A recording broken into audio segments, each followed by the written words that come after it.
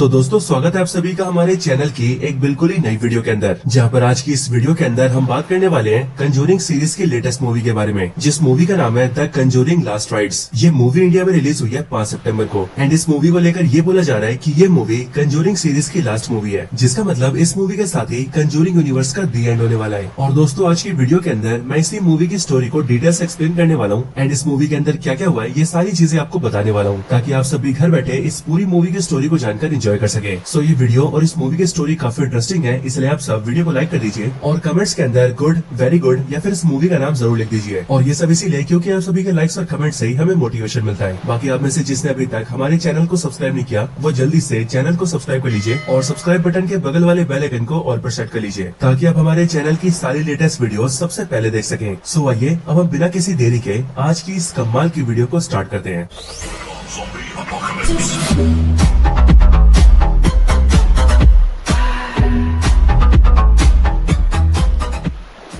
तो दोस्तों इस मूवी के अंदर हमें जिस टाइम की स्टोरी दिखाई गई है वो टाइम है साल 1986 का, लेकिन इस मूवी की स्टार्टिंग होती है साल 1986 से 22 साल पहले साल 1964 से। मूवी के स्टार्ट होते ही हम 20 अप्रैल 1964 का टाइम देखते हैं और इस टाइम पर हमें पता लगता है कि ये वो टाइम है जिस टाइम पर वॉरेन कपल ने यानी कि एड और लोरेन ने अपने करियर की शुरुआत की थी, यानी कि उन्होंने एक्सोर्सिज्म करना इसी टाइम से स्टार्ट किया था। हम ये देखते हैं कि हमें इस टाइम पर एक एंटीक शॉप दिखाया जाता है, यानी कि एक ऐसी दुकान जहाँ पर पुरानी चीजें रखी जाती है। ये स्टोर बेसिकली एक बूढ़े आदमी का होता है जो कि अपनी जवान बेटी के साथ रहता है और उसकी बेटी का नाम होता है विक्टोरिया। लेकिन आज की रात को विक्टोरिया लोरेन और एड को अपने पास बुलाती है और वो उन दोनों को बताती है कि उसे अपने फादर के स्टोर पर किसी के होने का एहसास है, कोई ऐसा जो कि यहाँ पर मौजूद तो है लेकिन वो उसे देख नहीं पाती है। दोस्तों हम ये भी जानते हैं कि ये वाला केस लोरेन और एड का पैरानॉर्मल एक्टिविटीज का पहला केस होता है और अपने पहले पैरानॉर्मल एक्टिविटी वाले केस को सोल्व करने के लिए ये दोनों सीधा विक्टोरिया के स्टोर पर आए होते हैं। अब यहाँ पर विक्टोरिया से मिलकर एड उससे पूछता है कि वो उसे केस के बारे में पूरी बात बताए, जिस पर विक्टोरिया लोरेन और एड को ये बताती है कि असल में उसके फादर इस एंटीक शॉप को काफी टाइम से चला रहे थे, लेकिन अचानक से उसके फादर को जो कि उस स्टोर को चलाते थे उन्हें रात के समय अजीब अजीब सी आवाजें सुनाई देने लगी। उसके फादर ने इन आवाजों के बारे में विक्टोरिया को भी बताया था, लेकिन उस टाइम पर विक्टोरिया ने उन बातों को इग्नोर कर दिया। लेकिन फिर अभी अचानक से उसके फादर ने शॉप पर अपने आप को लटकाकर अपनी जान ले ली और विक्टोरिया के फादर के जाने के बाद से विक्टोरिया को भी स्टोर में आवाजें सुनाई देने लगी एंड उसके साथ भी काफी अजीब और डरावनी चीजें होने लगी। और इन्हीं चीजों से डरकर आज के दिन उसने लोरेन और एड को यहाँ पर बुलाया। अब विक्टोरिया की बातों को सुनने के बाद लोरेन और एड दोनों मिलकर इन्वेस्टिगेशन को स्टार्ट करते हैं और अपने इन्वेस्टिगेशन में विक्टोरिया के कहे अनुसार लोरेन सीधा स्टोर रूम में जाती है, क्योंकि स्टोर रूम से उन्हें किसी की आवाजें आती थी। अब लोरेन जैसे स्टोर रूम के अंदर आती है वैसी वो देखती है कि शॉप के स्टोर रूम के अंदर एक काफी पुराना मिरर रखा होता है, लेकिन ये मिरर कोई आम मिरर नहीं होता और वो इसीलिए क्योंकि इस मिरर पर काफी डरावने से डिजाइन बने थे और मिरर के ऊपरी हिस्से पर ह्यूमन शेप के डिजाइन भी थे। और इसीलिए इन डरावने डिजाइन को देखकर लोरेन भी ये समझ जाती है कि हो ना हो इस मिरर में कुछ तो गड़बड़ जरूर है। अब उस मिरर को देखकर लोरेन जैसे उसे टच करती है वैसे ही मिरर को टच करते ही लोरेन को ये फील होता है कि वहाँ पर एक स्पिरिट है, लेकिन स्पिरिट के साथ ही लोरेन ये भी फील करती है कि वहाँ पर एक बहुत ही इवल चीज भी है। बट इसके ठीक बाद ही उस मिरर में एक छोटा सा क्रैक बन जाता है और लोरेन जिसने उस मिरर को टच किया था उसे अचानक से अपने फ्यूचर के कुछ क्लिप्स दिखते हैं। इसके साथ ही यहाँ पर हम ये भी जानते हैं कि इस टाइम पर लोरेन प्रेग्नेंट होती है और इसीलिए लोरेन के पेट में जो बच्चा होता है उस बच्चे को इस मिरर में मौजूद इवल एंटिटी मार्क कर देता है और हमें भी ये बात समझ आ जाती है कि अब आने वाले टाइम में इवल एंटिटी लोरेन के बच्चे के पीछे जरूर आएगा। अब दोस्तों क्योंकि इस इवल एंटिटी ने लोरेन के बच्चे को मार्क कर दिया था, इसी वजह से लोरेन के पेट में बहुत तेज दर्द होने लगता है, जिस वजह से लोरेन की आवाजें सुनकर एड उसके पास आता है और वो उसे वहाँ से लेकर सीधा हॉस्पिटल लेकर जाता है। हमें पता लगता है कि इस टाइम पर लोरेन की अर्जेंट डिलीवरी होने वाली है, लेकिन डिलीवरी के बाद जैसी लोरेन का बच्चा पैदा होता है वैसे सभी को पता लगता है कि वो असल में एक बच्ची है, लेकिन लोरेन की वो बच्ची मरी हुई पैदा होती है क्योंकि उसके जन्म के साथ ही उसकी सांसें रुकी हुई होती है। अब दोस्तों ये चीज देखकर लोरेन और एड दोनों को बहुत ज्यादा दुख होता है, बट लोरेन अचानक से भगवान से प्रे करना स्टार्ट करती है, जिसके बाद लगभग 1 मिनट बीतते ही उसकी बच्ची फिर से जिंदा हो जाती है। और ये देखकर लोरेन और एड को ऐसा लगता है कि ये शायद से कोई चमत्कार ही है, बट वो दोनों अपनी बच्ची के जिंदा होने से बहुत ज्यादा खुश होते हैं एंड वो खुशी खुशी अपने घर चले जाते हैं। और दोस्तों रही बात लोरेन और एड के पहले केस की, यानी कि मिरर वाले इवल एंटिटी की, तो उस केस को ये दोनों वहीं पर छोड़ देते हैं और वो इसीलिए क्योंकि उन दोनों को ऐसा लगता है कि अगर वो दोनों उस केस पर और ज्यादा काम करेंगे तो फिर उससे उनकी फैमिली पर, स्पेशली उनकी बेटी पर खतरा आ सकता है और इसीलिए वो दोनों उस केस को ड्रॉप कर देते हैं और अपनी लाइफ में आगे बढ़ जाते हैं। इसके साथ ही लोरेन और एड दोनों मिलकर अपनी बेटी का नाम जूडी रखते हैं। अब दोस्तों इसके बाद धीरे धीरे करके समय बीतता जाता है और लोरेन और एड की बेटी जूडी धीरे धीरे करके के बड़ी हो जाती है। साथ ही साथ हम ये भी जानते हैं कि इन बीतते समय के साथ साथ लॉरेन और एड दोनों मिलकर पैरानॉर्मल एक्टिविटीज के लगभग 1000 केसेस सॉल्व कर लेते हैं, लेकिन वो दोनों किसी भी केस के अंदर अपनी बेटी जूडी को इन्वॉल्व नहीं करते हैं और बेसिकली वो दोनों अपनी बेटी को इन सभी चीजों से हमेशा दूरी रखते हैं। अब दोस्तों इसी तरह से समय बीतते बीतते साल 1986 आता है और इस साल 1986 के अंदर हमें यूएस कंट्री के पेंसिल्वेनिया शहर में एक फैमिली दिखाई जाती है, जिस फैमिली का नाम होता है स्मर्ट फैमिली। हम ये देखते हैं कि इस स्मर्ट फैमिली के अंदर जैक और जेनेट नाम के 2 हस्बैंड वाइफ होते हैं और इन्हीं जैक और जेनेट के कई सारे बच्चे होते हैं एंड इनकी फैमिली के और भी कुछ मेंबर्स होते हैं और इस तरह से इनकी फैमिली में टोटल 8 मेंबर्स होते हैं और साथ ही इनके पास एक डॉग भी होता है। और ये सब के सब यानी कि पूरी स्मर्ट फैमिली पेंसिल्वेनिया शहर के अंदर एक नए घर में शिफ्ट होते हैं, लेकिन इनका ये नया घर बाहर से काफी डरावना दिखता है। यहाँ पर शिफ्ट होने के दौरान ही हमें पता लगता है कि इस फैमिली के हेड को यानी कि जैक को ये घर काफी सस्ते दाम में मिला है। और दोस्तों जाहिर सी बात है, भूतिया घर है तो सस्ते में तो मिलेगा ही। अब हालांकि दोस्तों कहानी में आगे हम ये देखते हैं कि जैक और उसकी पूरी फैमिली अपने नए घर के अंदर शिफ्ट हो जाती है और शिफ्ट होने के बाद हम जैक की पूरी फैमिली के बारे में डिटेल से जानते हैं, जहाँ पर हमें पता लगता है कि जैक की फैमिली के 8 मेंबर्स के अंदर जैक, जैक की वाइफ जेनेट,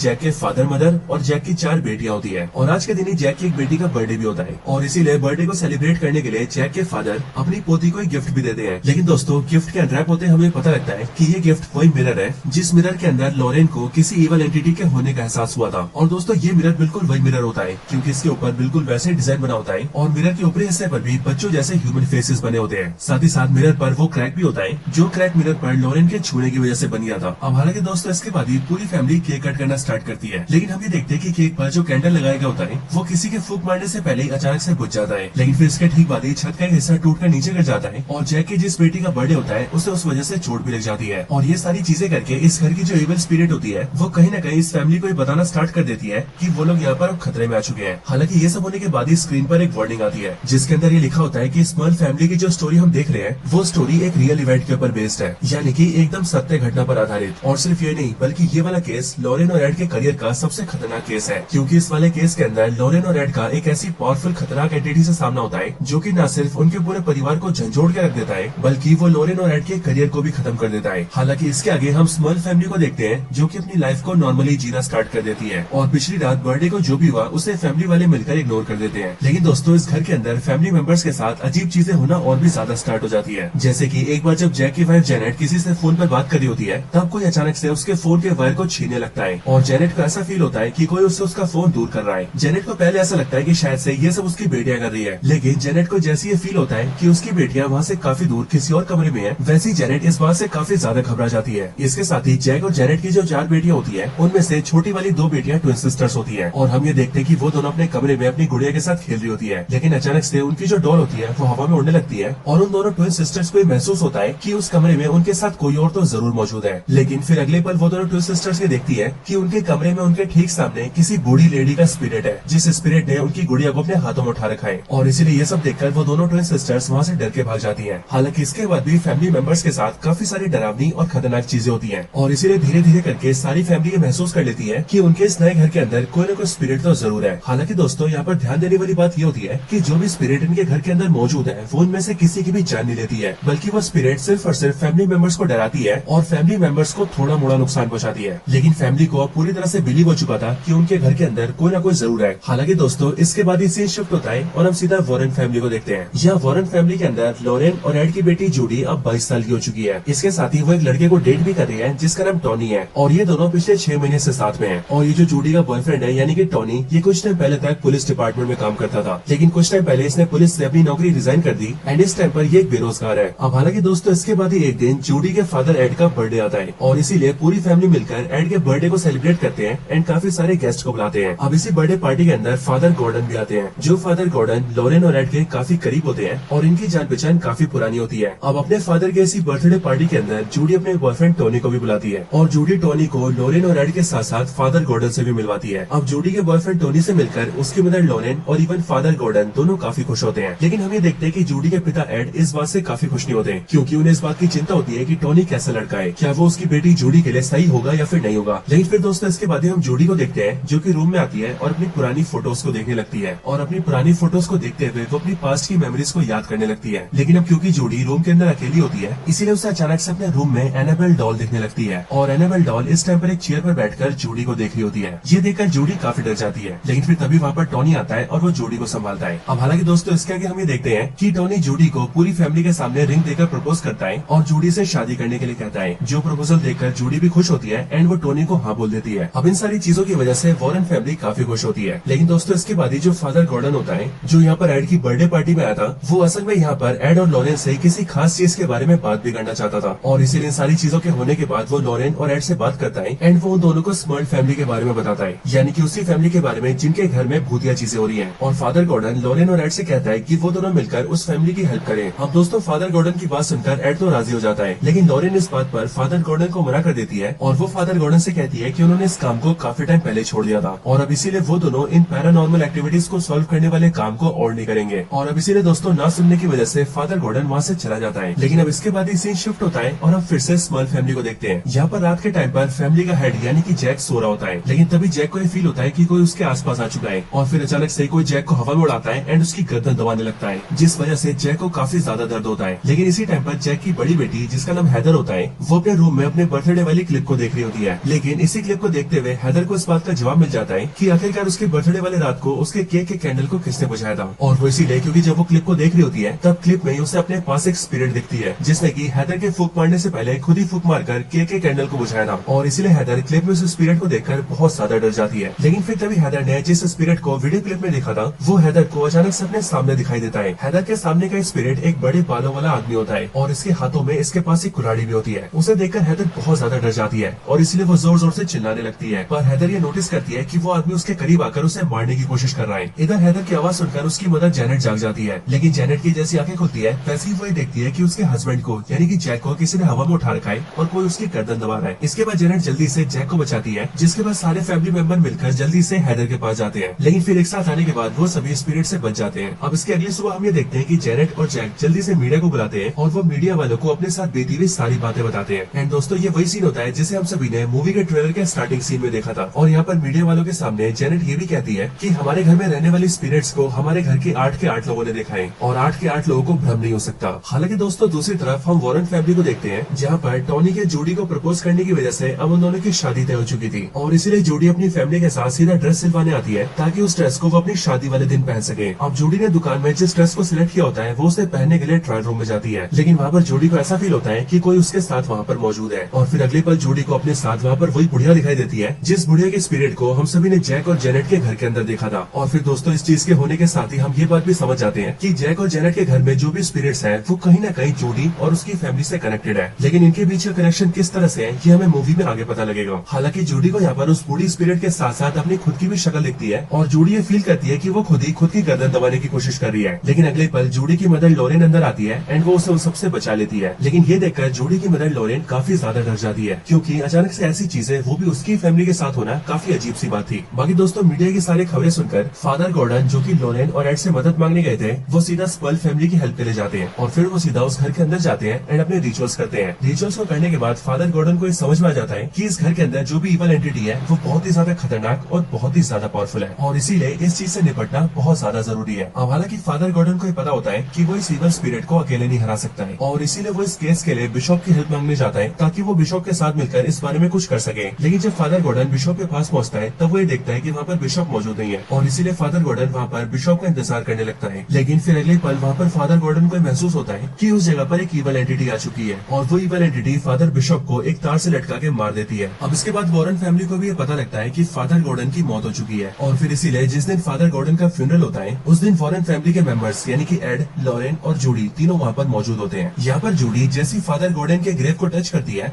वैसे जिस इवल एंटिटी ने फादर गॉर्डन की जान ली होती है उसी चीज से जुड़ी हुई चीजें जूडी को दिखाई देने लगती है और इसीलिए वो सब देखकर जूडी काफी ज्यादा डर जाती है। इसके बाद जूडी फादर गॉर्डन के साथी फादर से पूछती है कि जब फादर गॉर्डन की मौत हुई थी तब उससे पहले वो कहाँ पर गए थे। जूडी की इस बात को सुनकर वो फादर जूडी को बताते हैं कि असल में फादर गॉर्डन अपनी मौत से पहले पेंसिल्वेनिया शहर के घर में गए थे, वही घर जिसके बारे में न्यूज में आ रहा है यानी कि स्मॉल हाउस। इस बारे में जानते ही जूडी बिना अपनी फैमिली को बताए जल्दी से पेंसिल्वेनिया चली जाती है और इसीलिए जब लॉरेन और एड को अपनी बेटी जूडी नहीं मिलती तब वो उसे ढूंढते हुए परेशान होने लगते हैं। लेकिन फिर तभी जूडी का बॉयफ्रेंड टोनी उन दोनों को ये बताता है कि असल में जूडी पेंसिल्वेनिया शहर के स्मॉल हाउस में गई है। इस बारे में जानते ही वो लोग भी जल्दी से स्मॉल हाउस जाते हैं और वो लोग वहाँ पर आकर जैक, जेनेट एंड उनकी पूरी फैमिली से मिलते हैं। लॉरेन और एड को देखकर जैक और जेनेट को ऐसा लगता है कि शायद से वो दोनों वहाँ पर उनकी हेल्प के लिए आए हैं, लेकिन एक्चुअल में लॉरेन और एड वहाँ पर बस अपनी बेटी जूडी को लेने आए होते हैं और इसीलिए वो लोग जूडी को लेते हैं एंड वहाँ से जाने लगते हैं। लेकिन जूडी वहाँ से जाने से मना कर देती है एंड वो अपनी फैमिली से कहती है कि कि वो दोनों आज तक सबकी हेल्प करते हुए हैं, इसीलिए उन्हें इनकी भी हेल्प करनी चाहिए, क्योंकि इस टाइम पर ये फैमिली बहुत ही ज्यादा परेशान है। इसके साथ ही फादर गॉर्डन भी मरने से पहले ठीक यहीं पर आए थे और यहाँ से जाने के बाद ही फादर गॉर्डन की मौत हो गई और इसीलिए फादर गॉर्डन की मौत का रहस्य भी इसी घर से जुड़ा हुआ है। और अब इसीलिए दोस्तों जूडी की इन सारी बातों को सुनने के बाद लोरेन और एड दोनों मिलकर स्मॉल फैमिली की हेल्प के लिए तैयार हो जाते हैं। हालांकि इसके साथ ही जूडी टोनी से बातचीत करती है एंड वो अपने बॉयफ्रेंड टोनी को ये बताती है कि एक्चुअली में जब उसने फादर गॉर्डन की ग्रेव को टच किया था तब उसे किसी इवल एंटिटी के होने का एहसास हुआ था और जूडी को ऐसा फील हुआ था कि वो इवल एंटिटी मानो जूडी को इस घर में बुलाना चाहती है एंड यहाँ पर जूडी को रोक कर रखना चाहती है। अब दोस्तों जूडी की इस बात को सुनकर हम फैंस को भी ये समझ में आ जाता है कि एक्चुअली में स्मॉल फैमिली के इस घर के अंदर जो इवल एंटिटी है उसका मेन मकसद जूडी एंड उसकी फैमिली को यहाँ पर बुलाना ही था और जूडी एंड उसकी फैमिली को यहाँ पर बुलाने के लिए वो इवल स्पिरिट स्मॉल फैमिली के मेंबर्स को डरा रहा था ताकि उनके डरने की खबर फैले और जूडी, लोरेन और एड यहाँ पर आ जाए। और दोस्तों शायद से यही रीजन था जिसकी वजह से हम जो भी इवल स्पिरिट्स को इस घर में देख रहे थे वो स्मॉल फैमिली के मेंबर्स को सिर्फ डरा रहे थे, ना कि उन्हें जान से मार रहे थे। अब इसके बाद ही हम लोरेन को देखते हैं जो कि अपनी इन्वेस्टिगेशन को स्टार्ट करती है और इन्वेस्टिगेशन में वो बारी बारी करके घर के हर हिस्से में जाती है एंड वहाँ की हर एक चीज को ऑब्जर्व करना स्टार्ट करती है। इसी दौरान लोरेन को कई सारी अजीब चीजें दिखती है, साथ ही साथ वो एक रूम के अंदर एक स्पिरिट का हाथ भी देखती है। लेकिन फिर इसके बाद ही लोरेन घर के बेसमेंट में जाती है और बेसमेंट के अंदर कदम रखने के साथ ही लोरेन को कई सारी आवाजें सुनाई देती है और वो अपने मन में काफी सारे विजुअल्स को देखती है, जिसके बाद ही लोरेन को ये पता लग जाता है कि आखिरकार इस पूरे घर में चल क्या रहा है। इसके बाद ही लोरेन अपने पति एड के पास आती है और वो एड को इस पूरे घर की कहानी बताना स्टार्ट करती है। वो एड को बताती है कि आज से बहुत साल पहले इस घर के अंदर एक आदमी, उस आदमी की पत्नी और उसकी पत्नी की बूढ़ी माँ रहा करते थे। लेकिन वो जो आदमी था वो अपनी पत्नी से प्यार करने की बजाय उस पर बहुत ज्यादा जुल्म करता था। वो उसे बहुत ज्यादा मारा पीटा करता था और घर में कैद करके रखता था। इन सब चीजों की वजह से उस लेडी का किसी दूसरे आदमी से अफेयर स्टार्ट हो गया। लेकिन लेडी के पति को जैसे उसके अफेयर के बारे में पता लगा वैसे वो आदमी आग बबूला हो गया और उसने अपनी कुल्हाड़ी उठा ली। अपने पति के गुस्से को देखकर वो लेडी सीधा बेसमेंट की तरफ भागी, पर उस टाइम पर उस बेसमेंट में उस लेडी के साथ साथ उसकी बूढ़ी मदर भी थी। लेकिन लेडी का पति कुल्हाड़ी लेकर सीधा बेसमेंट में आ गया और उसने गुस्से में अपनी पत्नी के साथ साथ उसकी बूढ़ी मदर को भी जान से मार दिया और फिर बाद में जाकर उस आदमी की भी मौत हो गई। और इसीलिए इस घर के अंदर टोटल 3 आत्माएं हैं। अब लोरेन की बातें सुनकर एड उससे कहता है कि इन सब में कौन सी बड़ी बात है, हम ऐसी आत्माओं से पहले भी निपट चुके हैं और इसलिए हम लोग इन्हें भी बड़े आराम से हैंडल कर लेंगे। लेकिन एड की इस बात को सुनकर लोरेन उससे कहती है कि असल में बात सिर्फ इतनी सिंपल नहीं है। एक्चुअली में इस घर के अंदर उन तीनों आत्माओं के साथ साथ कोई और भी है, कोई ऐसी पावरफुल इवल स्पिरिट जिसे मैं देख नहीं पा रही हूँ, लेकिन हाँ मुझे उसका एहसास हो रहा है और मैं जानती हूँ कि वो इसी घर में है। और एक्चुअली में ये सारी चीजें जो भी हो रही है इन सब के पीछे वो खुद ही है, क्योंकि वो पावरफुल इवल स्पिरिट इन तीनों की आत्माओं को कंट्रोल में कर रहा है और इनका इस्तेमाल करके जैक और जेनेट की फैमिली को डरा रहा है। अब यहाँ पर लोरेन और एड को ये सारी बातें तो समझ में आती है, लेकिन उन्हें एक बात समझ नहीं आती और वो बात ये होती है कि इन तीनों आत्माओं ने या फिर यूं कहे उस इवल स्पिरिट ने अभी तक घर में रह रहे किसी भी आदमी को पोजेस क्यों नहीं किया। एक्चुअली में ये बात लोरेन और एड के लिए सोचने वाली इसीलिए थी क्योंकि उन्होंने अपने करियर में जितने भी केसेस देखे थे उन सभी केसेस में जब भी कोई स्पिरिट या फिर बुरी आत्मा सामने आती है तब वो किसी न किसी ह्यूमन को जरूर पोजेस करती है, लेकिन इस केस में अभी तक किसी को भी पोजेस नहीं किया गया है और इसीलिए यही बात लोरेन और एड को थोड़ा सा परेशान भी करती है। अब दोस्तों इतने में ही हम घर के अंदर जूडी को देखते हैं, जिससे अचानक से ऊपर वाले कमरे से उसकी मदर लोरेन की आवाज आती है और ये आवाज जूडी को ऊपर बुलाती है। इसलिए इस आवाज को सुनकर जूडी जल्दी से ऊपर जाती है। लेकिन दोस्तों हम सभी ये बात जानते हैं कि लोरेन इस टाइम पर एड के साथ घर के बाहर खड़ी है और इसीलिए जूडी को ऊपर बुलाने वाली उसकी मदर नहीं बल्कि वो खतरनाक इवल एंटिटी है जो कि ये सारी चीजें करवा रहा है। अब इधर जूडी जैसी ऊपर वाले कमरे में पहुंचती है वैसी वो अपने सामने उसी मिरर को देखती है जिस मिरर के अंदर वो इवल एंटिटी है और जूडी इस मिरर के पास आकर इस मिरर को टच कर लेती है। लेकिन मिरर को टच करते ही आसपास की चीजें हिलने लगती है और अचानक से मिरर के ऊपर वाले हिस्से पर लिखा आता है मिस मी। यहाँ पर दोस्तों मिस मी को पढ़कर जूडी सीधा एनाबेल का नाम लेती है, क्योंकि दोस्तों अगर आप सभी ने एनाबेल की मूवीज देखी है तो आपको ये याद होगा कि वहाँ पर ये मिस मी एनाबेल लिखा करती थी और इसलिए यहाँ पर जूडी के मन में सबसे पहले एनाबेल का ख्याल आता है। अब जूडी को एनाबेल से काफी ज्यादा डर लगता है और इसीलिए वो डर के मारे वहाँ से भागती है, जिसके बाद ही जूडी को घर के एक दूसरे कमरे के अंदर एनाबेल डॉल दिखती है और जूडी जैसी एनाबेल की डॉल को देखती है वैसी वो डॉल देखते देखते खड़ी होती है और उसका साइज काफी ज्यादा बड़ा हो जाता है और फिर देखते देखते वो जूडी की तरफ बढ़ने लगती है। लेकिन जूडी डर के मारे वहाँ से भाग जाती है। लेकिन फिर इसके बाद ही जूडी डर के मारे सीढ़ियों से गिर जाती है और फिर इसीलिए उसे संभालने के लिए उसके पेरेंट्स आते हैं, जिसके बाद उनके आते ही जूडी उन्हें सारी चीजें बताती है। अब इस बात को सुनते ही लोरेन और एड जल्दी से ऊपर जाते हैं और वो लोग तहकीकात करते हैं। लेकिन फिर इसके बाद वो लोग उसी मिरर को देखते हैं जिस मिरर को उन्होंने अपने पहले केस में देखा था, जिसके बाद मिरर को देखते ही लोरेन को ये समझ में आ जाता है कि एक्चुअली में ये इवल एंटिटी वही है जिससे उनका सामना अपनी लाइफ में सबसे पहली बार हुआ था। लेकिन यहाँ पर लोरेन ये नोटिस करती है कि आज से 22 साल पहले अपने पहले केस के अंदर जब लोरेन ने इस मिरर को पहली बार देखा था और टच किया था तब लोरेन को ये फील हुआ था कि इस मिरर के अंदर एक इवल एंटिटी है। लेकिन आज के दिन जब लोरेन इस मिरर को टच करती है तब उसे ये फील होता है कि इस मिरर के अंदर कोई भी इवल एंटिटी नहीं है। और दोस्तों देखा जाए तो ये चीज देखकर हम फैंस को भी काफी अजीब लगता है। लेकिन इतने में हम जूडी को देखते हैं जो कि बहुत जोर जोर से खांसने लगती है और हमें देखकर ये फील होता है कि हो ना हो जूडी के साथ कुछ तो गलत जरूर हुआ है। हालांकि इतने में जूडी का फादर एड इस बात को कहता है है कि इस घर के अंदर जो भी कुछ हो रहा है इसकी फसाद ये मिरर ही है, और इसीलिए उन सबको मिलकर आज की रात ही इस मिरर को अपने घर के अपने म्यूजियम में डालना होगा। और एक बार अगर एड ने इस मिरर को अपने घर के म्यूजियम में डाल दिया तो फिर वहाँ पर वो इस मिरर को कैद भी कर सकता है। और मिरर को उठाकर इसे एड के म्यूजियम में रखने का काम एड, स्मॉल फैमिली का हेड यानी कि जैक और जूडी का बॉयफ्रेंड टोनी ये तीनों मिलकर डिसाइड करते हैं। और अब इन तीनों को ही मिलकर इस मिरर को उठाकर एड के घर के म्यूजियम में डालना है। लेकिन इस काम को करने से पहले एड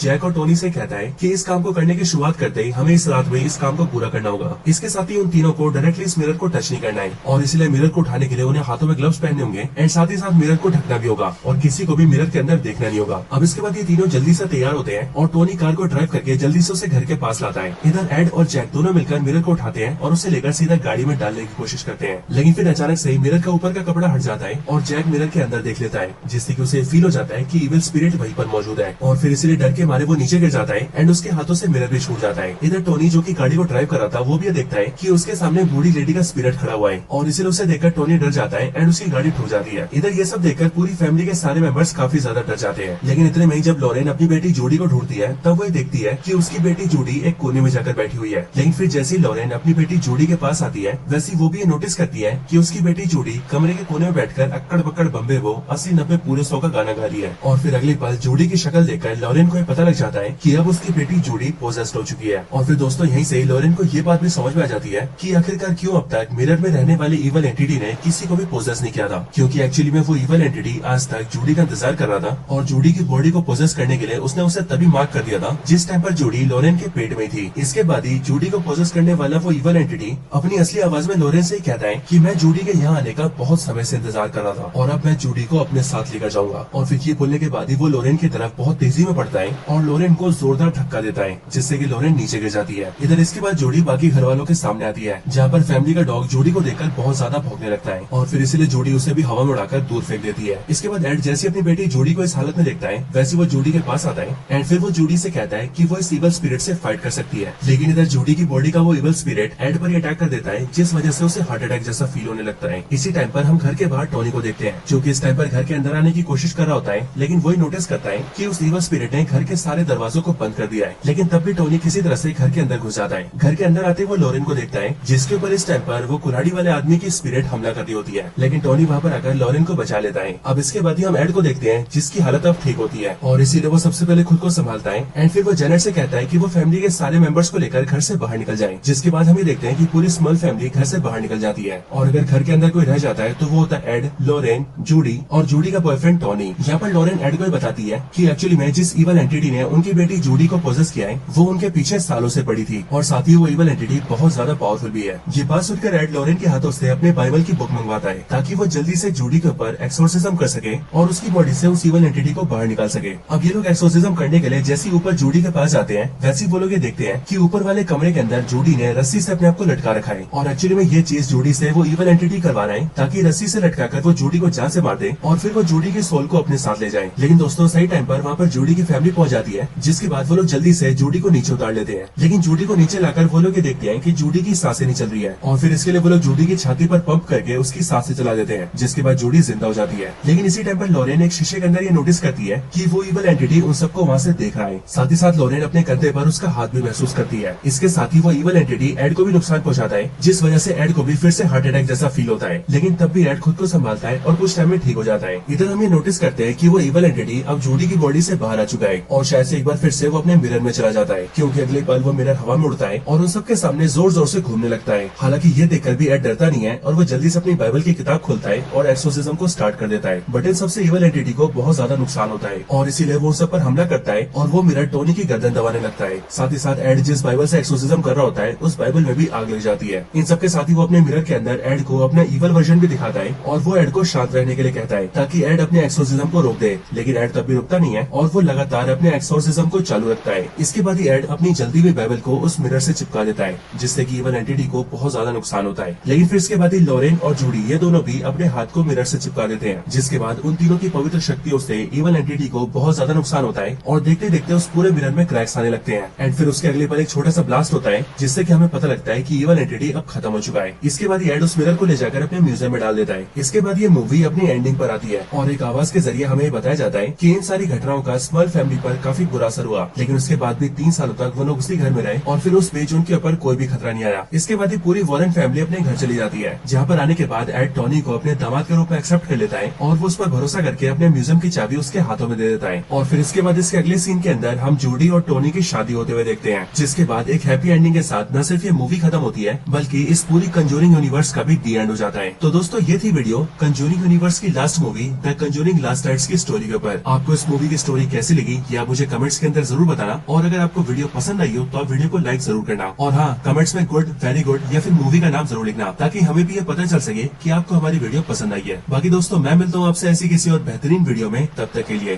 गुड बाय।